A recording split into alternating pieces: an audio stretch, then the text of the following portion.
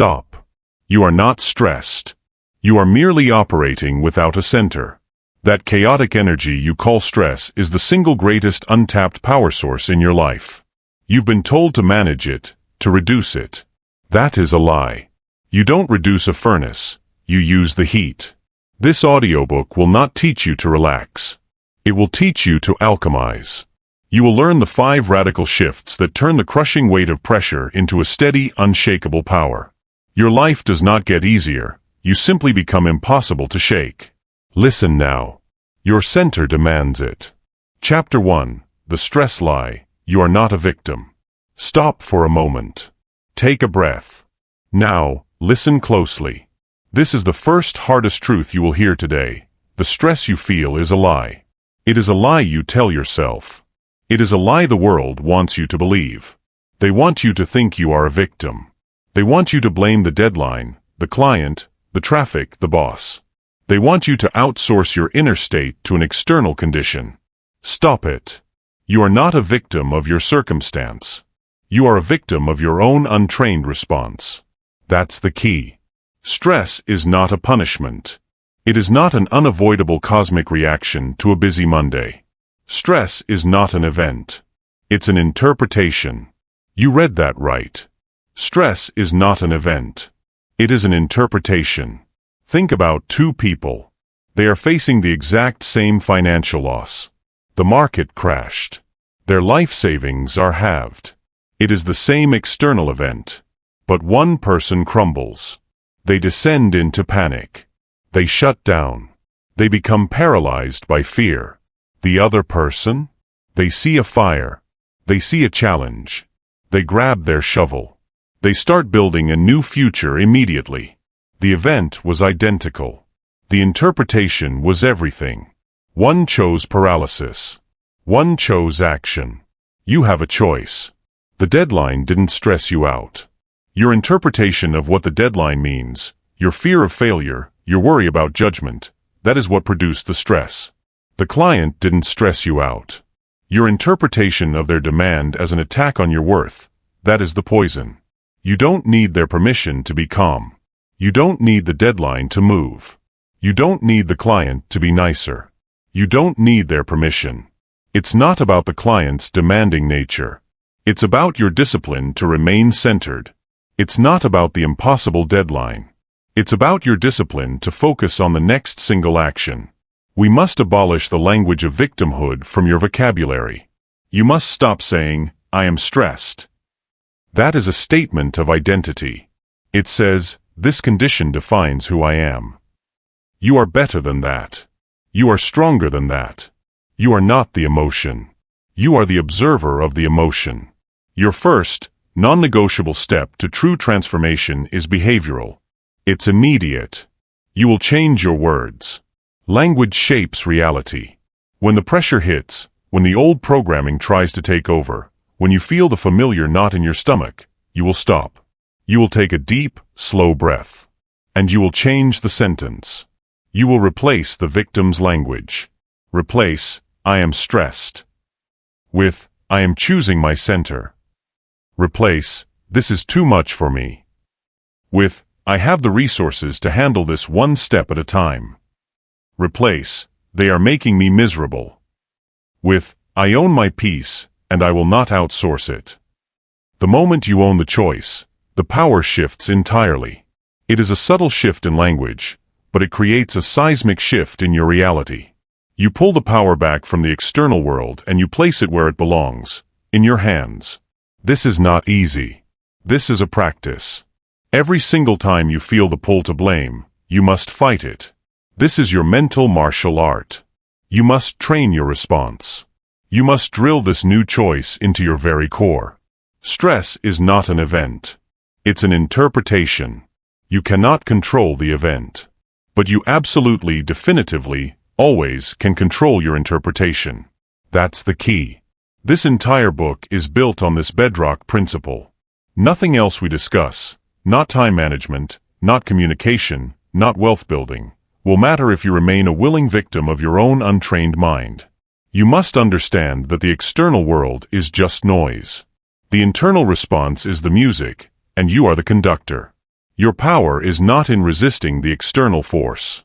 Your power is in choosing an entirely different, powerful internal response. You stop fighting the tide. You become the lighthouse. You don't need their permission to be the lighthouse.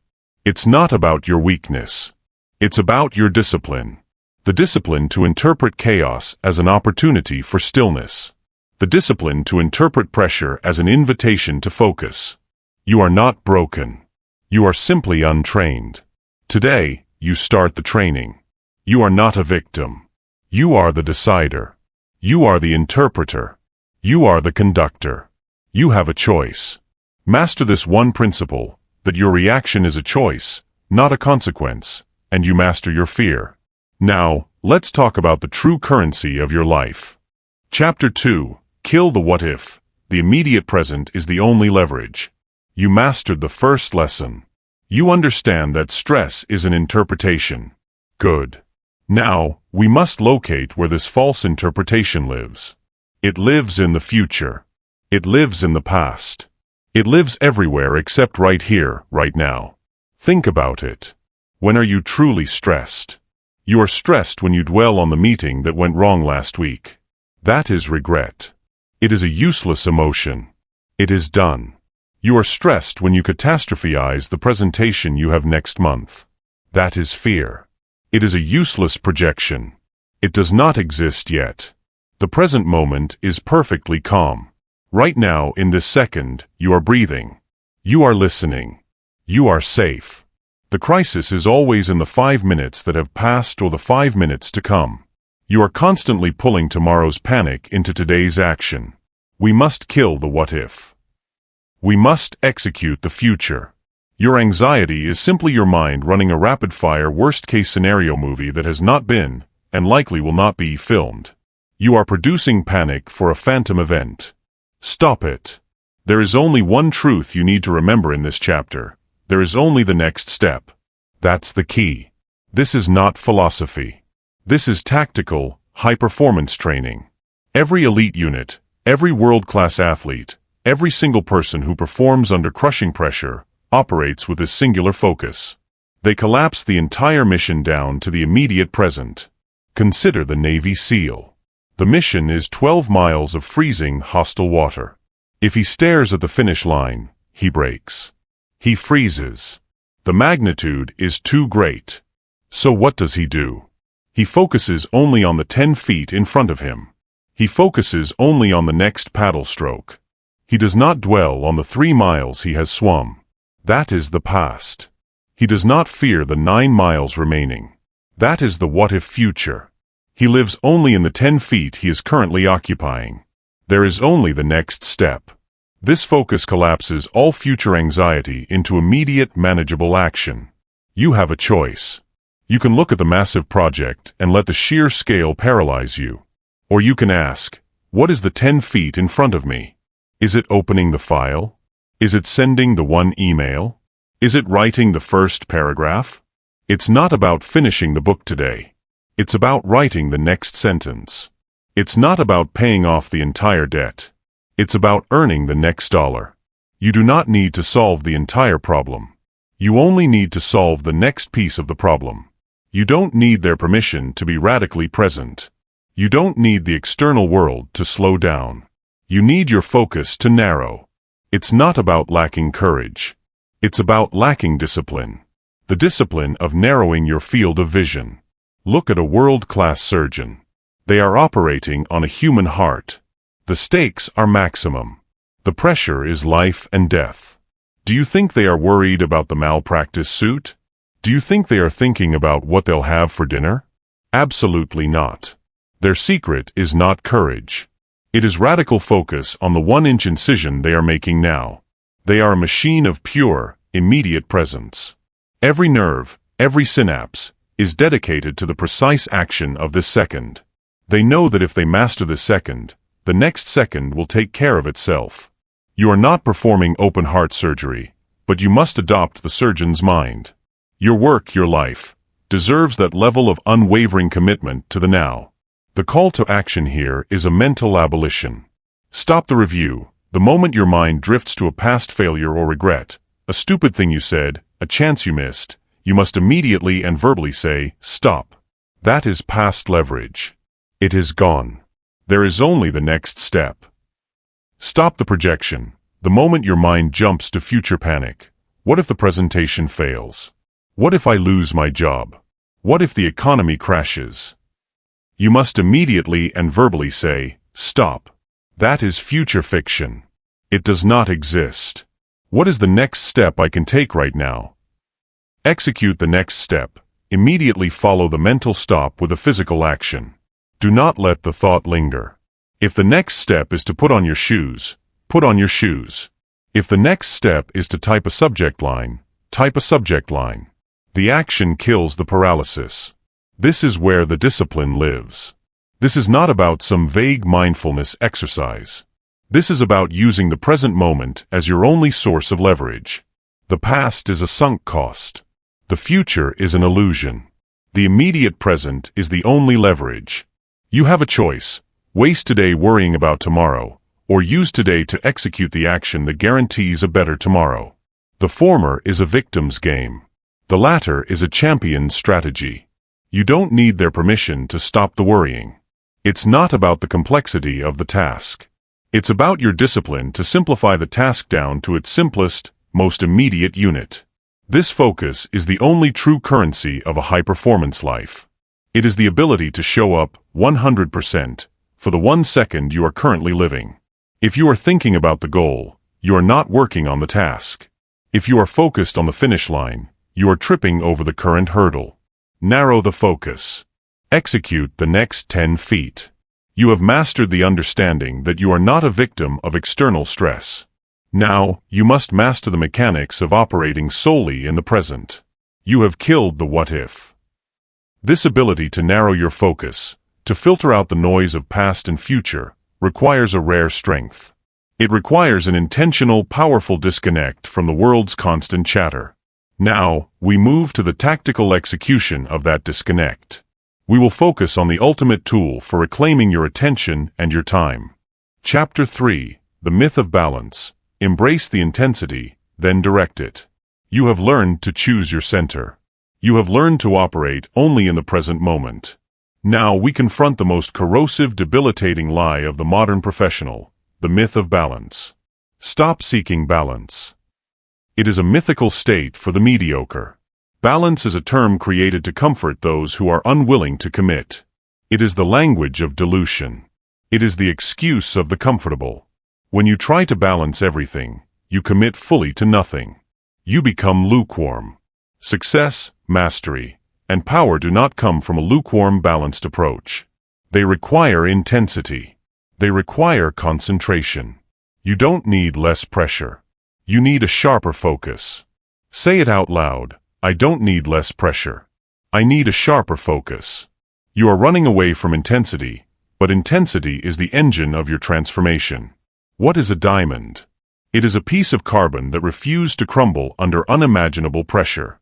It is not about diluting the force, it is about channeling it. Pressure creates diamonds, not dust. You must stop structuring your life for dust. You must structure it for diamond creation. This is a physical law, not just a metaphor. The pressure is the force that takes your scattered energy and compresses it into a beam. When your energy is compressed, you have leverage. Consider the physics of a gyroscope. That spinning top, it is wobbly and unstable when it is barely moving. It crashes easily. But when you spin it at maximum, terrifying velocity, what happens? It becomes utterly stable. It resists external forces. It defies gravity. Velocity creates stability. Your life is the same. Slowing down, backing off, trying to create balance in everything, that is what makes you wobbly. That is what makes you susceptible to every minor external shock. Embrace the intensity. Direct the force. That's the key. You have a choice. You can try to reduce the speed of your gyroscope, guaranteeing a crash. Or you can crank the velocity to maximum and achieve unshakable stability. This is not a license for burnout. This is an instruction for purposeful concentration. Burnout comes from intense, unfocused effort. Mastery comes from intense, directed effort. It's not about working fewer hours. It's about maximizing the value of every single second of the hours you do work. Your goal is to organize your life into a series of maximum intensity sprints, followed by complete, non-negotiable recovery. You must stop the lazy, mediocre, slow-drip effort that runs 24/7.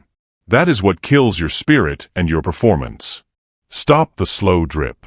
Start the sprint. The behavioral instruction is the 90/30ths principle.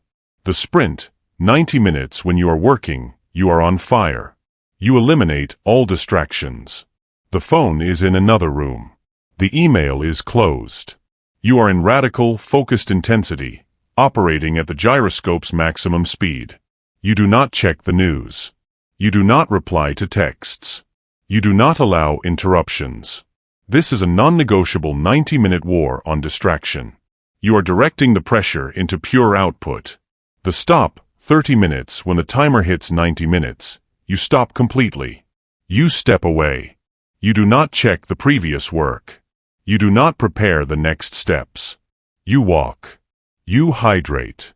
You look at the horizon. You allow the mind to fully decompress. This is not for pleasure. It is for maximum performance. This is the recharge necessary for the next sprint. You are training your mind and body to handle high-level force. You are teaching yourself to snap into complete focus and snap into complete rest. This structured intensity is what unlocks transformation. You don't need their permission to ignore their emails for 90 minutes. You don't need the world's permission to be radically concentrated. You don't need their permission. People confuse busyness with intensity.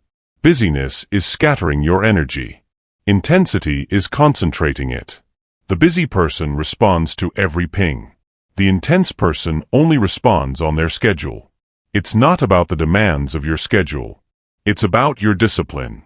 The discipline to create boundaries around your focus time that are so impenetrable they feel selfish. Good. They should feel selfish.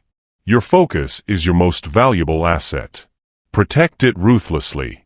Every time you are tempted to multitask, remember the gyroscope. Multitasking is the opposite of concentration. It slows your mental velocity. It makes you unstable. You are guaranteed to wobble and crash. You have a choice. You can live in the slow-drip mediocrity of balance and achieve mediocre results. Or you can embrace the disciplined intensity of the sprint, achieve elite results, and then enjoy genuine guilt-free rest. True balance, if you must use the term, is not an equal distribution of energy across all things. True balance is radical intensity in one area, followed by radical rest in another. It is the rhythmic, powerful shift between the sprint and the recovery. Stop apologizing for your focus. Stop trying to water down your ambition to make others comfortable. Your success is a function of your concentrated force. Do not dilute the pressure. Direct it. You are not built for slow speed. You are built for power. You are built for discipline. You've learned to stop being a victim of external chaos. You've learned to kill the future and live in the present. Now you've learned to embrace and direct the force of intensity, making your focus your greatest weapon. This focused power now needs a target. We must talk about what you are spending this newfound energy on. We must talk about the distinction between activity and creation. Chapter 4, The 90-Second Rule, How to Flush the Chemical Storm. You have chosen control over victimhood. You are operating in the present. You are embracing intensity. Excellent. Now we get tactical. We tackle the physical reality of stress, the chemical storm. When the traffic cuts you off, when the client sends the angry email, when the boss delivers bad news, your body reacts. It's an ancient, primal mechanism. Your brain triggers a chemical cascade. Cortisol, adrenaline, norepinephrine. They flood your system. Your heart races. Your muscles tense. This is the fight or flight response. Here is the revolutionary truth you must internalize. This chemical storm is only designed to last 90 seconds. The raw physical emotion, the pure anger, the pure fear, only lives in your bloodstream for about 90 seconds. That's it. 90 seconds. So why do you feel stressed for hours? For days? Why does the memory of the slight from 2 years ago still make your jaw clench? You are the one who keeps the storm alive. You are the one who keeps replaying the narrative in your mind. The chemical is the initial wave. The story you tell yourself about the chemical is the perpetual tsunami. Stop being the perpetual storyteller of your own misery. The chemical must run its course. Feel the full 90 seconds. Then cut the narrative. That's the key. You are confusing the raw physical emotion with a dramatized, endless story you layer on top of it. The body is doing its job. It spikes the chemicals and then, after 90 seconds, it begins the clear-out process. Your mind, however, immediately says, wait. This is important. We must replay this 17 times to fully appreciate the injustice. You are refiring the circuit. You are re-triggering the chemical release. You are creating chronic, self-inflicted stress from an event that should have been over before the song on the radio changed. You have a choice. You can let the chemical run its course and let the body clean house. Or you can grab the remote, hit rewind, and force yourself to relive the drama again, and again and again. You don't need their permission to let the feeling pass. You don't need the universe to change the circumstances. You need your mind to shut up. It's not about being weak to the emotion. It's about your discipline to let the emotion go. Your goal is to separate the two, emotion versus story. When the inevitable stressful event hits, your first, non-negotiable step is to create a physical gap, a micropause, between the chemical release and your immediate, destructive mental narrative. We do this with the physical anchor technique. This is a specific, behavioral instruction. It must be implemented immediately. The physical anchor technique. The moment you feel the spike, the flush of heat, the knot in the gut, the racing heart, you must stop everything and execute this routine. You are literally signaling to your body, danger past. Stand down. Stop. Freeze your current physical movement. Do not speak. Do not type. Do not react. Stop. This is the moment of choice. Anchor routine. 3 actions. You must perform a quick, non-negotiable physical routine that engages your senses and interrupts the mental loop. Choose a combination of 3. 3 deep breaths. Count them. Slowly in, slowly out. This immediately engages the parasympathetic nervous system, the brake pedal. Cold water. Immediately get up and drink a full cold glass of water. The cold shock interrupts the cycle. Touch the desk/wall. Plant your feet. Place both hands flat on a surface. Feel the reality of the solid object. This grounds you in the present, immediate moment. The cut. As soon as the 3 actions are complete, you state, internally or verbally, 90 seconds are done. The narrative is cut. You are not fighting the emotion. You are allowing the raw emotion to complete its cycle. Then you are violently interrupting the subsequent mental loop, the storytelling, that keeps the chemicals flowing. You must stop telling yourself that the feeling is the problem. The feeling is just data. The feeling is just biology. The problem is your insistence on dwelling in the drama. If you let the feeling run its course, you will notice a profound shift. After that 90 seconds, the raw urgency dissipates. What remains is a quiet anxiety, which is simply the mind trying to get its story back. Do not give it the oxygen. There is only the next step. Remember Chapter 2. You are focused on the immediate present. The anxiety is trying to pull you into the future fiction or the past regret. It's not about emotional suppression. It's about discipline. The discipline to allow the chemical flush without amplifying it with fictional drama. When a client attacks your work, the initial spike is real. 90 seconds later, the need to immediately craft a blistering email is your mind demanding to continue the story. That is the moment you must perform the anchor. This is your leverage. This is your power. The world can hit you with an event, but it only gets 90 seconds of your chemistry. Everything after that is your responsibility. You have a choice. Live in the purity of the 90-second biological response. Or live in the perpetual drama of your self-told story. Choose the purity. Choose the cut. Choose the discipline. You are retraining your brain's fundamental response to stress. You are turning off the rewind button. You are refusing to live in a state of chemical chaos. Mastering this 90-second rule means you are now functioning from a place of biological calm. Your mind is no longer hijacked by emergency chemicals. You are clear. You are focused. You are ready to create value. Now that we have neutralized the emotional and chemical chaos, we must turn to the highest level strategic problem, the pervasive lie that activity equals output. This focused, calm energy needs to be aimed at creation, not just motion. Chapter 5. Stop proving and start doing. The cost of external validation. You have neutralized stress chemicals. You operate in the present. You embrace intensity. Now we must aim that pure, focused power at the right target. We must expose the most insidious productivity killer of all, the need for external validation. Much of your self-generated stress comes from living to a standard you did not set. The standard of others. The perceived expectations of the crowd. You are perpetually stressed because you are trying to prove your worth instead of simply executing it. Stop proving. Start doing. The need for validation is a tax on your energy. Every time you pause to seek approval, every time you post for engagement, every time you rework something based on a vague critique, you are sacrificing pure output to the god of perception. That's the key. The anxiety you feel about your project is often not about the project itself. It is about the reaction to the project. You are more afraid of what others will think than you are focused on making the thing itself excellent. You are chasing applause. You should be chasing completed work. My output is the only proof I require. This is the mantra to destroy validation seeking. Repeat it until it is burned into your soul. My output is the only proof I require. The moment you declare this truth, your entire operational framework shifts. You are no longer serving a faceless jury. You are serving the standard of the work itself. You have a choice.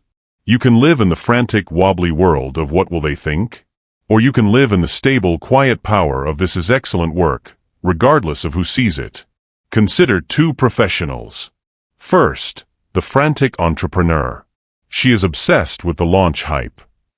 She spends more time on the Instagram announcement, the press release, and the networking event than on the product itself. Her energy is external. She lives and dies by the comments, the likes, and the fleeting praise. When the applause stops, her stress spikes. She is fueled by perception. Second, the master craftsman. He works quietly in his shop. He focuses intensely on the one piece of wood, the one line of code, the one perfectly structured sentence. His standard is internal. The work, when finished, is its own reward. He is fueled by creation. The entrepreneur is stressed by perception. The craftsman is fueled by creation. Which one is truly powerful? The craftsman. His power is self-contained. His worth is inherent in the object he created. You don't need their permission for your work to be excellent. You don't need their applause to validate your effort. You don't need their permission. If you are waiting for external affirmation, you are outsourcing your sense of reality. You are giving away your power. You are saying, I will only feel worthy when a stranger agrees with me. This is a victim's contract. We abolished that in Chapter 1. The call to action here is the abolition of the feedback loop. You must create a dedicated phase in your work where feedback is forbidden. Creation block, the forge for any significant piece of work, the presentation, the strategy, the creative output, you must schedule a forge time. This is a block of focused, intense output, your 90-minute sprint from Chapter 3. During this time, you work purely from your internal standard. The rule, during the forge, you are not allowed to show the work to anyone. You are not allowed to check social media for comparison. You are not allowed to imagine the critique. The rule is simple: maximum output, minimum external awareness. The goal is to bring the work to 90% completion using only your inner radar. The measure: you stop when the work meets your standard of completion. You stop when you can look at it and say, this is the best I can do right now. That finished object is your proof. That is your metric of success. The work is the measure. It's not about being arrogant or refusing input. It's about your discipline to ground your self-worth in the act of creation, not in the reception of the creation. Feedback comes later, in a structured professional review phase. But the initial power must be pure. The greatest stress in your life comes from the cognitive dissonance between what you know to be good work and your fear that others won't see it that way. Close the gap. Focus only on the work. When you feel the urge to ask, "Is this good enough?" Stop.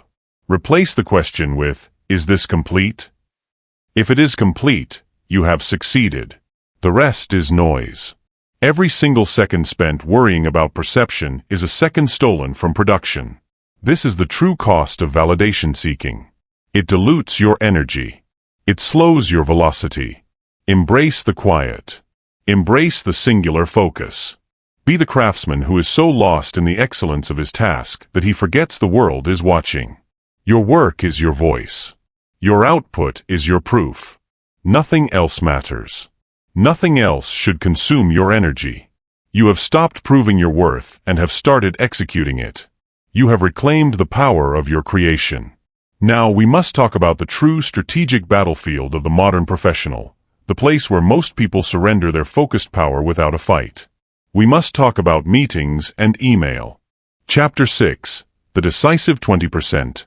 Identify and eliminate the noise. You have neutralized the internal chaos. You have focused your power on creation, not validation. Now, we turn your gaze outward. We look at the landscape of your life and we identify the liabilities. Your focus is your fuel. Most of you are pouring that high-octane fuel into an engine choked with sludge. You are mistaking frantic activity for actual impact. The truth is simple, brutal, and universally applicable. 80% of your current perceived stress comes from 20% of your inputs. This is not a theory. This is the Pareto principle weaponized for transformation. 20% of your meetings, clients, emails, habits, or social commitments are responsible for 4/5 of your anxiety and distraction. Your job is not to manage the 80%. Your job is to identify and eliminate the toxic 20%. Stop trying to organize your way out of a commitment problem. You are not busy because you have too much important work. You are busy because you are unwilling to say no to the unimportant work. That's the key. You must become ruthless. If an action, person, or commitment does not exponentially grow your power, it is a liability. If it does not move the needle, it is a liability. You have a choice. You can politely manage every drain on your time, or you can violently cut the drains and direct that energy back into your core mission. Most people settle for high-activity action. They clear their inboxes. They attend back-to-back meetings. They manage crises. This feels productive. It is not. It is merely motion. You must pursue high-leverage action.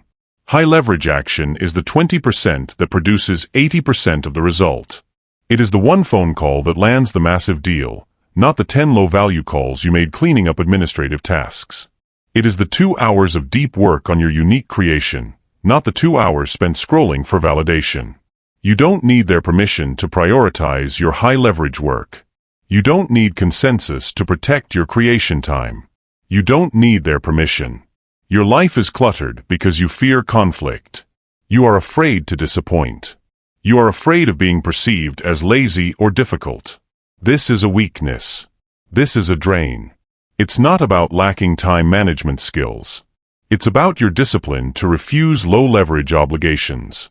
We are going to perform a brutal audit. This is your immediate, behavioral instruction. You must do this work now. The decisive 20% audit. Take out a piece of paper. This is not mental work. It must be physical. List the liabilities. Write down your top 5 recurring weekly stressors. These are the things that reliably trigger the cortisol spike, Chapter 4, or pull you out of the present moment, Chapter 2. Examples: the weekly check-in meeting, replying to all emails within 10 minutes, catching up on industry news, a specific high-maintenance relationship, the volunteer commitment you secretly hate. The core mission test: for each item on your list, you must apply the single brutal question: if I completely eliminated this, would my core mission suffer? Core mission is the one thing you are uniquely positioned to create or achieve. If you are an author, the core mission is writing. If you are a CEO, The core mission is setting strategy. The decisive action. If the answer is a clear no, if eliminating the stressor would not hurt your core mission, it is a time sucker. It is a liability. It must be cut immediately. Not delegated. Not shortened. Cut. You must send the email now. I am stepping away from this commitment to focus on core priorities. If the answer is maybe, or I think so, you are lying to yourself. This is your fear of conflict talking. Force yourself to re-ask. If the world will not end, it must be cut. Reframe the task as a 20% task, then cut it. If the answer is a definitive yes, a high-leverage task, this is the rare decisive 20%. Your job is not to cut it, but to concentrate it. Can you do it in half the time? Can you prepare for it so thoroughly that it takes zero mental energy outside the meeting? You must stop simply managing the noise. The moment you decide to manage a liability, you have lost. You have accepted the noise as a permanent fixture. Your transformation demands that you eliminate the noise. Think of yourself as a world-class sprinter. You do not wear heavy boots and a backpack just to practice managing the weight. You strip away everything that does not contribute to explosive speed. Every non-essential obligation is a heavy boot. Take them off. This is the discipline of subtraction. Power is often found not in what you add, but in what you are willing to decisively remove. You have mastered the chemical storm. You have mastered intensity. Now, you must master the art of the decisive cut. This is the ultimate expression of control over your environment. If it does not move the needle, it is a liability. Stop maintaining liabilities. Start funding your assets. This strategic clarity, this ruthless prioritization of the decisive 20%, is the only way to safeguard your time for true creation. Now we move to the final line of defense against the chaos of the outside world, the tactical execution of protection. We look at the biggest time traps of all. Chapter 7, The Furnace of Imperfection, the Power of Good Enough. You have mastered your focus. You have purged the liabilities. Now, a final, internal enemy remains. An enemy that disguises itself as your best friend, claiming to hold you to the highest standard. This enemy is perfectionism. Stop calling it a high standard. Perfectionism is fear disguised as discipline. It is not a quest for quality. It is a stall tactic. It is the final, intense, paralyzing stress you impose upon yourself to avoid the inevitable moment of judgment. You are afraid to ship the work. You are afraid of the criticism. So you hide behind the excuse of endless refinement. You must accept this reality. Your best right now is good enough to ship the work. That's the key. Your goal is not a pristine, flawless output. Your goal is momentum. Your goal is completion. You need the world's input to make the work great. You cannot get that input if the work remains hidden on your hard drive. Listen closely to the ultimate truth of high-velocity output. A shipped B+ beats a perfect unpublished A+. Repeat that. A shipped B+ beats a perfect unpublished A+. The market does not reward what you intend to finish. It rewards what you release. Your clients do not pay for your potential. They pay for your completed product. The stress of inaction is always heavier than the stress of criticism. The crushing weight of the unfinished, the polished but hidden, is far greater than the temporary sting of someone telling you your work has a flaw. You have a choice. You can remain paralyzed by the fear of a small flaw, or you can use the incredible driving power of completion. Momentum is a power source. Completion releases energy. Every time you cross the finish line, even a flawed finish line, you generate the psychological fuel for the next project. Perfectionism starves that engine. You don't need their permission to stop polishing. You don't need the world to guarantee your acceptance. You don't need their permission. It's not about being sloppy. It's about your discipline to define the finish line and cross it decisively. The finish line decoy.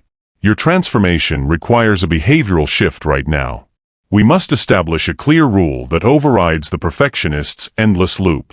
We call this the finish line decoy. The perfectionist brain constantly moves the finish line, saying, just one more check. Just one more revision. You must stop playing that game. Define done. Before you start the work, you must define the minimal viable product, MVP of excellence. What does done look like before you allow yourself to polish?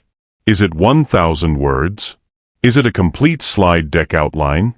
Is it the code that runs without crashing? Define the line. The polish budget. Allocate a non-negotiable fixed polish budget of time. For a large project, maybe it's 3 hours. For an email, it's 3 minutes. Once the MVP is reached, you only use the polish budget. When the clock hits 0, the work ships. The ship decision. You must treat the moment of completion not as a terrifying risk, but as a non-negotiable command. The stress of perfectionism is an internal revolt against the command to ship.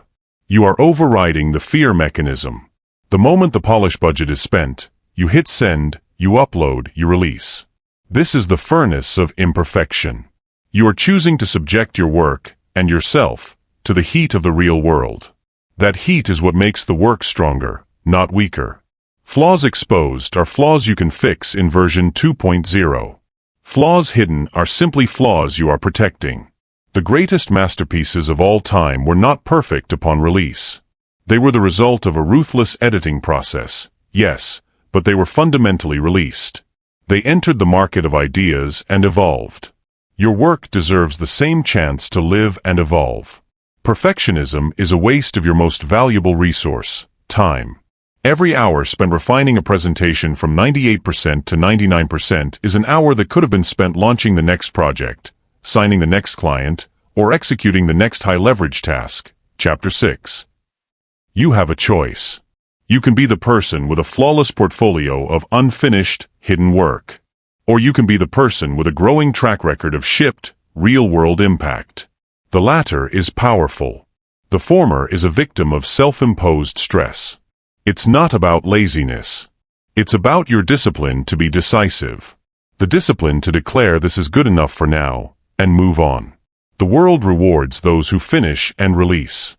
The world only offers stress to those who endlessly polish. Stop giving yourself the stress. Take the reward. You have mastered the fear of criticism by accepting the inevitability of imperfection. You know that movement beats stalling. You have released your creation into the world, accepting the feedback that will inevitably come. Now we must focus your newly freed time and energy on the single most important tool for high-leverage success. The difference between the person who gets things done and the person who simply talks about getting things done is the rigorous structure they impose on their creative energy. We must protect your focus from the world's most pervasive thieves. Chapter 8. Own the failure. The feedback loop is your fuel. You have done the hard work. You are focused. You are ruthless in your cuts. You are shipping your work. But the world is not a friendly place. Eventually, inevitably, you will face failure. How you handle that moment, the moment the product tanks, the client walks, the presentation falls flat, determines everything. Most people see failure and instantly spike their stress. They see it as a personal verdict. I am a failure. My worth is diminished. Stop it. Failure is not a personal verdict. It is impersonal data. It is simply a piece of information telling you what to adjust. That's the key. The moment you view the setback as data, the stress cycle breaks instantly. You shift from the raw, destructive emotion of shame to the cold, powerful logic of analysis. Your immediate, internal command must be, what information did this failure provide? Not, why did I mess up? Not, how could they do this to me? The only question that matters is, what information did this failure provide? You have a choice. You can let the failure define you, or you can let the failure fuel you. The path of the victim is to dwell in the shame. The path of the master is to harvest the data. Think about the world of science and engineering. These professionals operate on the expectation of failure. They budget for it. They rely on it. An engineer testing a new material does not stress when it breaks. They celebrate the data. They expected the material to break 99 times for the one time it holds. They treat the failure as a signal, not a stop sign.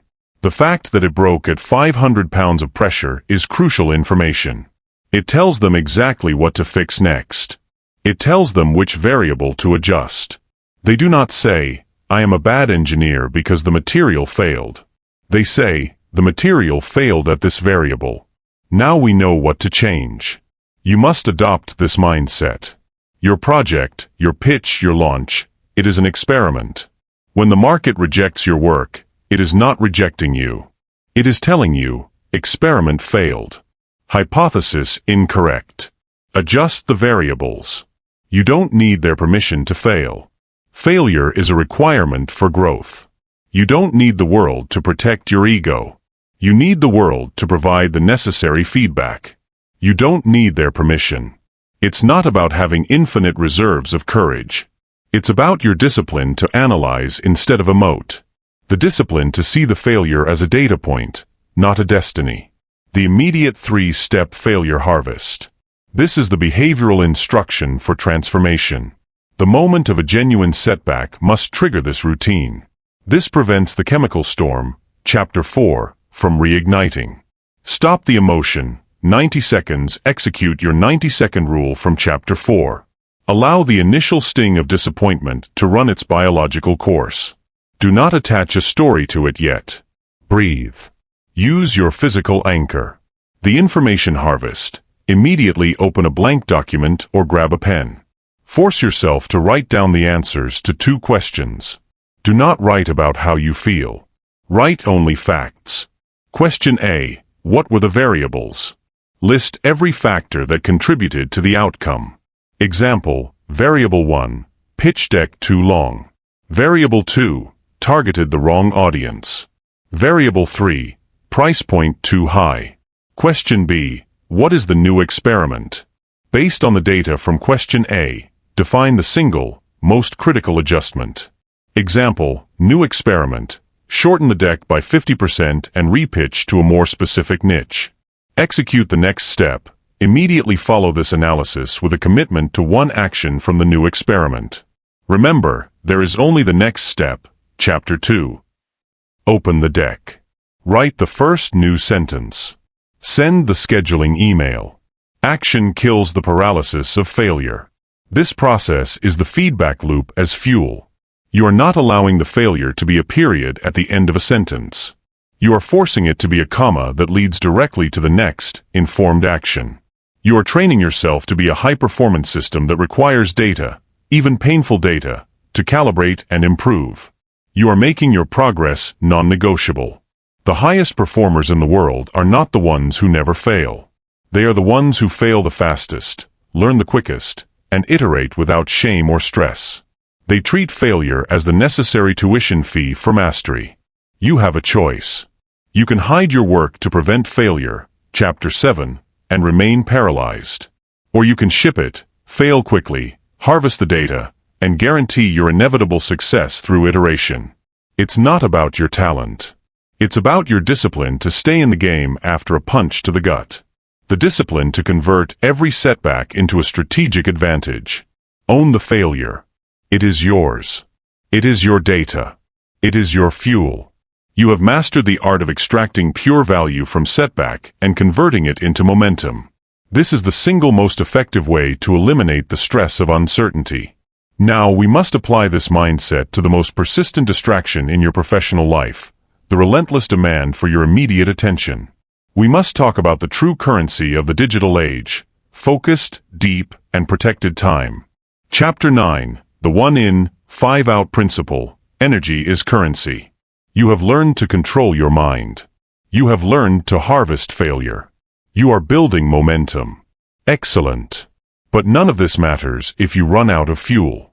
The most profound, overlooked source of stress is not your external workload. It is your internal energy deficit. You are chronically stressed because your energy balance sheet is deeply negative. You are constantly drawing down on your reserves, and you are not replenishing them strategically. We must introduce the principle of the 1 in, 5 out. For every unit of high-intensity focused energy you spend, the 1 in of deep work, conflict, or problem-solving, you must generate 5 units of recovery power. This recovery comes through strategic rest, focused movement, and superior nutrition.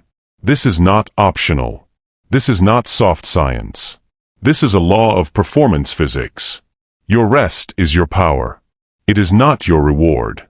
That's the key. Most people treat rest like a reward they hope to earn at the end of a long, miserable day. They only crash when they have nothing left. This is too late. This is a victim's approach to energy. You must treat rest as a proactive investment in your future output. Deep, strategic recovery is the highest leverage form of proactive power generation you possess. It is not passive downtime. It is active energy creation. You have a choice. You can wait until you are broken to stop, guaranteeing a low-output, high-stress life. Or you can enforce the 1 in, 5 out rule, guaranteeing sustainable, peak intensity. When you fail to recover, the deficit compounds. Your brain slows. Your decision quality drops. The smallest problem triggers a maximum stress response. Chapter 1. You become brittle. This is not about being weak. It's about your discipline to honor the energy contract. You don't need their permission to prioritize your sleep. You don't need your client's approval to take a focused break. You don't need their permission. It's not about your workload. It's about your discipline to create the necessary buffer zone. The non-negotiable recovery system. Your recovery cannot be optional. It must be scheduled, mandatory, and treated with the same severity as a critical client meeting. These are your most important appointments. 1. The sleep floor. The true 5 out. You must define your non-negotiable sleep floor. For most high-performance minds, this is 7 to 8 hours. This is your foundation. Every hour of lost sleep demands a massive penalty of conscious willpower the next day. This is the single highest return activity on your schedule. Stop seeing sleep as time lost. See it as energy earned. Your discipline here is unyielding. 2. The daily kinetic break. You are not a brain in a jar.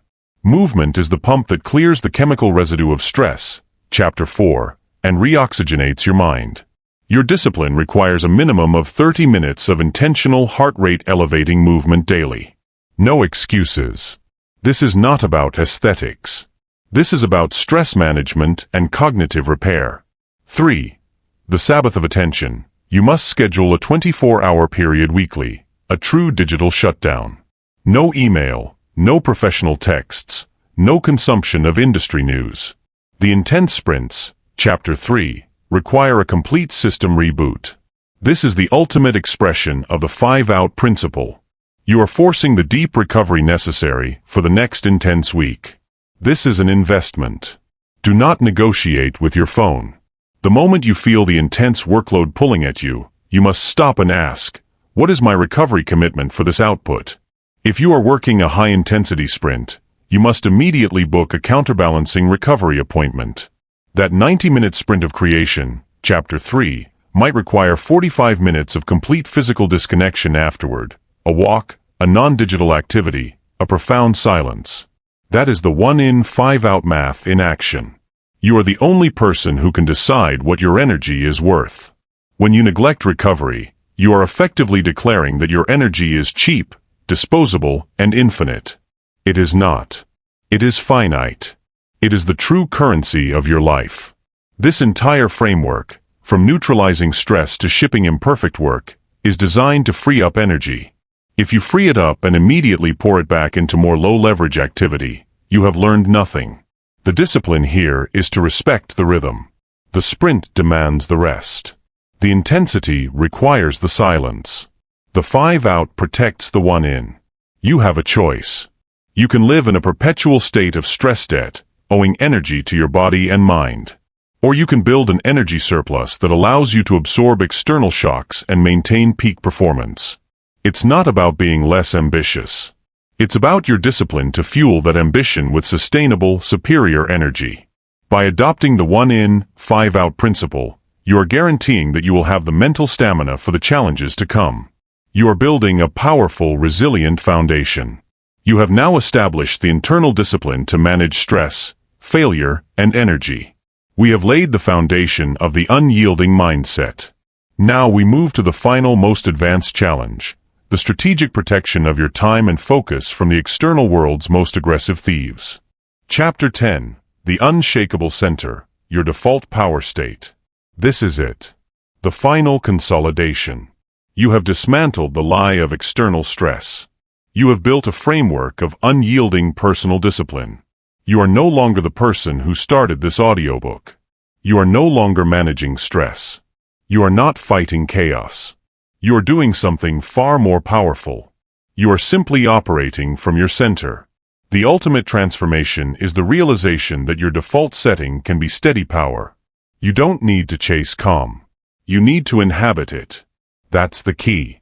Stress is what happens when you are forced out of your natural state.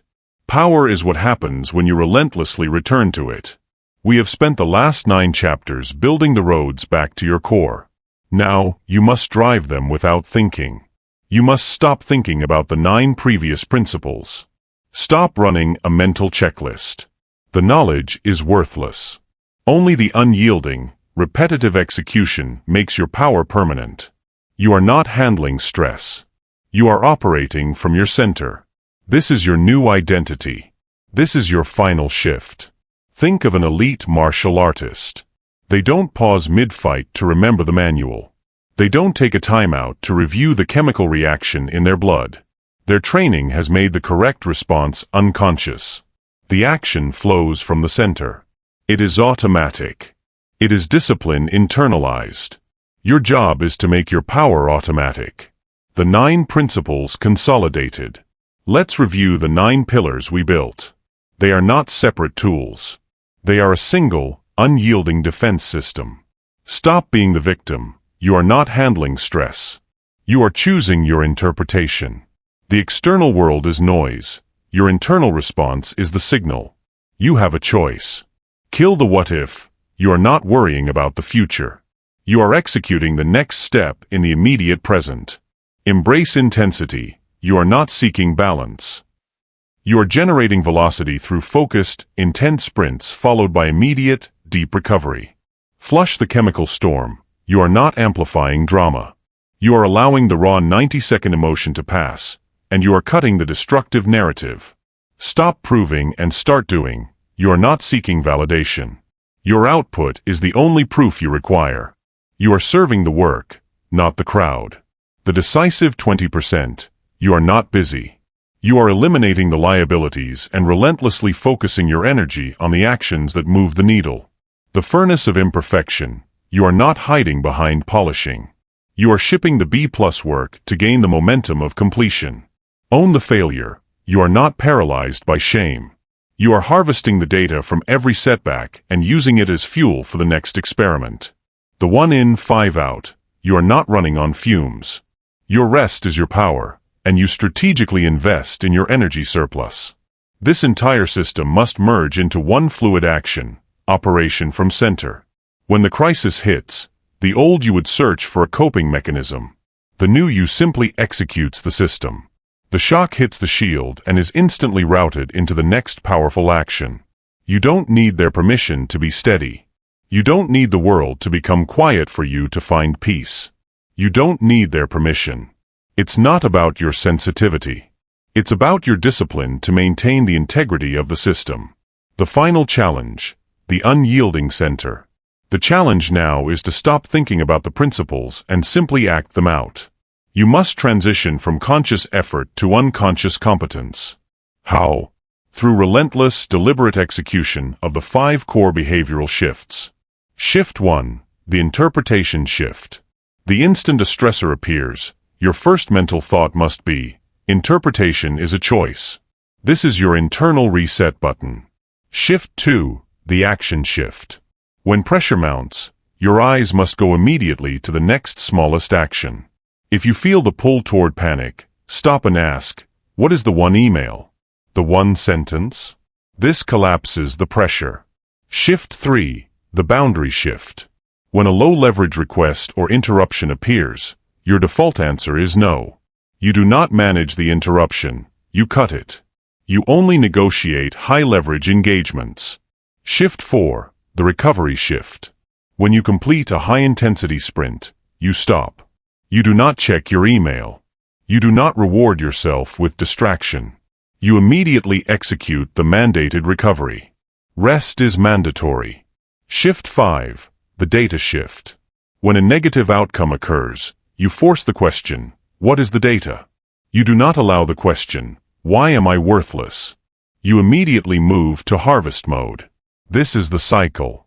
This is the ultimate, unshakable center. You are the architect of this power. You built it brick by behavioral brick. You are not handling stress. You are operating from your center. You have a choice. You can slip back into the victim narrative, letting the world define your emotional state. Or you can remain here, in the quiet, decisive power you have earned. The master's secret is not that they are immune to pressure. It is that they have trained their mind to see pressure not as a threat, but as an invitation to execute their system. The system is now you. You have the power. You have the discipline. The transformation is complete. You have mastered the art of eliminating self-generated stress and focusing your energy on high-leverage action. Now we must talk about the single most critical, often overlooked dimension of sustaining this power over the long term. This is not about work, but the fuel that powers your why. This is the end of the lesson. The lesson is simple. You were never broken. You were just operating the most powerful machine in the world, your mind, with a faulty instruction manual. We have corrected the manual. You have seen the 5 radical shifts. Stop being a victim, live in the present, embrace intensity, flush the chemical storm, and own your output. This is not a philosophy to consider. It is a protocol to execute. The chaos you feel right now is the sound of your old weak self finally dying. Do not mourn it. Demand your center. The world will not slow down for you. The pressure will not stop. Good. You have the furnace now. You have the fuel. The shift happens now. Close this file. Look at the one thing that stressed you today, and apply the new power. Do not think. Do not hesitate. Act. The stress is already power. Use it.